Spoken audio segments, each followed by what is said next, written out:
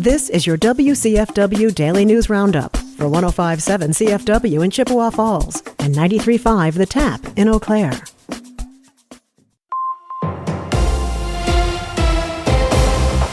105.7 CFW News, I'm James Kelly.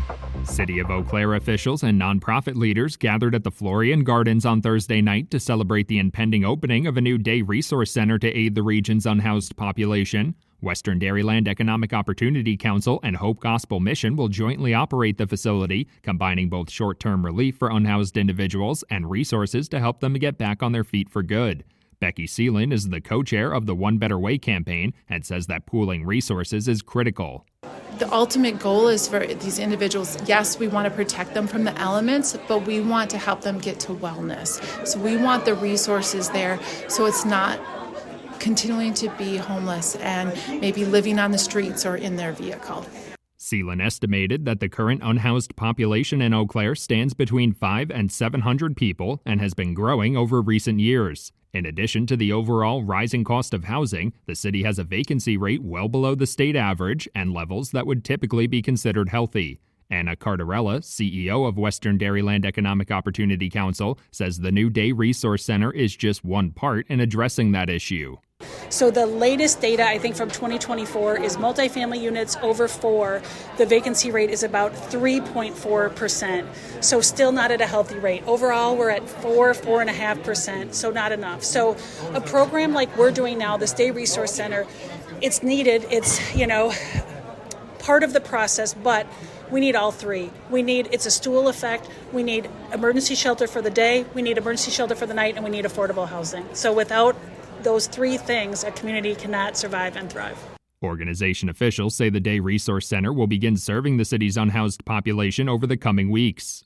As Wisconsin's gun deer hunt season approaches, the Department of Natural Resources estimates that the state's deer population has grown significantly over the past 15 years. According to their data, the agency estimated that the state's deer population after the hunting season was under 1 million as recently as 2009. After last year's hunting season, the estimated deer population in the state was over 1.8 million. While a higher population could bring more opportunities for hunters, ineffective population management can also lead to issues like an increase in deer-related crashes, damage to the overall ecosystem, or a rise in deer-related crop losses. According to a Milwaukee Journal Sentinel report, agency officials say dropping interest in hunting and a lack of effective regulations have contributed to the issue. Their data shows that hunters age 60 and over make up the largest demographic group in the sport, and those hunters are beginning to slow down or just outright retire. DNR officials also cited the spread of chronic wasting disease as a driving factor in the decreasing interest, leading some hunters to stop using deer as a source of food.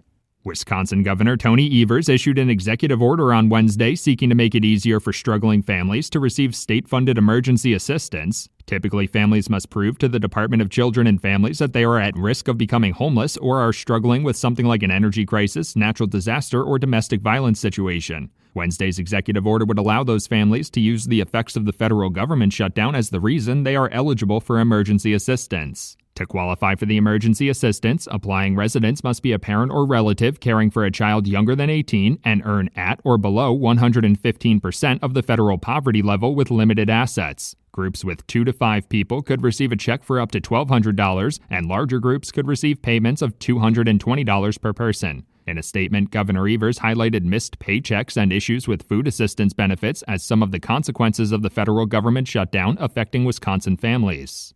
Chippewa Valley Technical College students are inviting younger area residents to receive a heart screening this weekend. The school's nursing club and an organization called Who We Play For are working to raise awareness about heart conditions in young people that can lead to sudden cardiac arrest, especially for athletes. The groups will hold a $20 heart screening event for anyone ages 12 to 25 at Chippewa Valley Technical College's Health Education Building on Saturday from 8 a.m. to 4 p.m. Anyone interested in attending can register online. Wisconsin Governor Tony Evers is calling on the U.S. Department of Education to immediately release federal impact aid funding that supports 20 school districts across the state, including in Bayfield and Black River Falls in western Wisconsin. The Impact Aid program seeks to address a gap in tax revenue for districts on non-taxable federal land, like tribal land. The Impact Aid payments were supposed to be distributed in October, but were delayed due to the federal government shutdown. Wisconsin received over $23 million in Impact Aid payments last year. The school district of Cadott held a ribbon-cutting ceremony for its new technical education center this week after 2 years of construction. The district officially unveiled the 29,000-square-foot facility on Wednesday night, which aims to provide students with new opportunities in the field and address workforce shortages. Funding for the project came from a $10 million referendum passed in 2024. According to the district's website, the new technical education center also has around $400,000 worth of advanced equipment.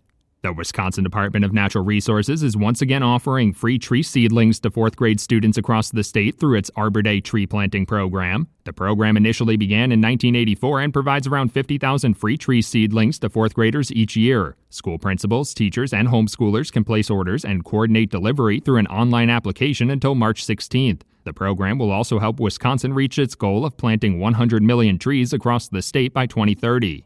For 105.7 CFW News, I'm James Kelly. Bucks basketball tonight. Hi, I'm Mike Clemens with sports. It's the Bucks and the Hornets in NBA Cup action at Fiserv Forum in Milwaukee. At just 23 years old, the Bucks point guard, Ryan Rollins, is averaging just over 17 points per game. Head coach Doc Rivers. He's been great, learns every day. He's still young, and he's probably the hardest worker on our team. He's got a lot going for him. College football, Wisconsin's at number 2 ranked Indiana tomorrow. Kickoff 11 a.m. The Packers play the Giants Sunday at noon. Lucas Van Ness back at practice after missing a month with a foot injury. Baseball, Brewers GM Matt Arnold named the MLB Executive of the Year for a second year in a row. So what about the team's payroll next season? We're going to have the resources that we need. We have support from our ownership to put a quality product on the field. There are a lot of small market teams that can't say that, and we can. And then there are also a lot of teams that spent a lot of money that didn't get in, and so I don't think it's just about the money. That's the Brewers' Matt Arnold with Sports on Mike Clemens.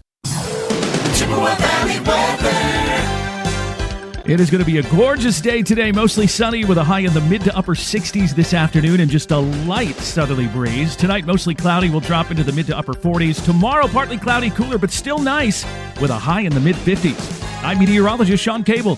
Outside now, it's 33.